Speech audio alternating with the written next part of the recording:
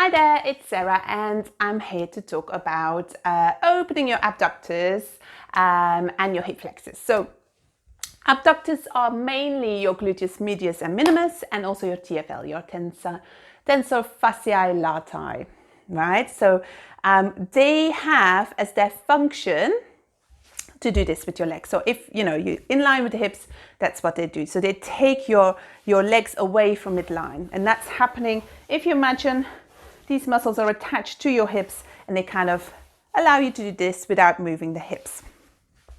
They can get tight, and if you get tight abductors, your hips tend to be tight. Hip flexors, they are connected from sort of to the front all the way to the back of the hips. And when they're tight, again, they restrict the movement in the hips. Who gets those tight hips? It can be people that do a lot of cycling, a lot of running. Sometimes it's posture, sitting behind your laptop or your desk for hours and hours doesn't help. Some people are more prone to it just because of their posture. So there can be lots of reasons, but what I can tell you, it's very common. I get this question actually quite regular. So it is definitely a good one to ask. Now, normally for releasing of the glutes, your side glutes, included, I would recommend the pigeon pose, which is, you will have seen this in class. You go and sit there, you take this out, you roll forward and you're here, right? Very good hip opener for sure. And then for hip flexors, one of the ones that I recommend is definitely to have a big step forward, right here. And you can even take your knee off. Absolutely let the hips hang and bounce. But today I thought I wanted to talk to you about the frog stretch, which people in my class will know this is not my favorite stretch. And that means it's good for me because the stretches that you like the least are the ones that your body needs the most. Your body is kind of saying, oh, this is tough.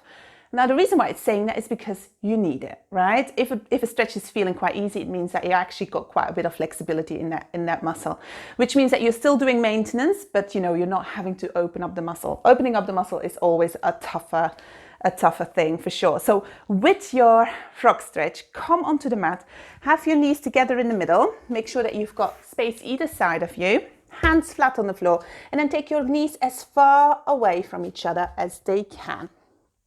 If you have tight hips, then you'll find this quite challenging because there's something about, and I have to say this is not my favorite either, because I feel like somebody's literally pulling my legs away.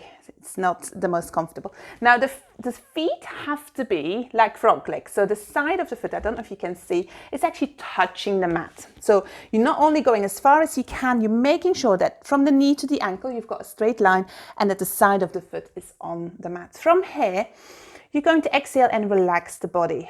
You feel how the hips are opening just by letting go. And then if you feel that you've got a little bit of release, come onto the elbows. And you try not to fight it.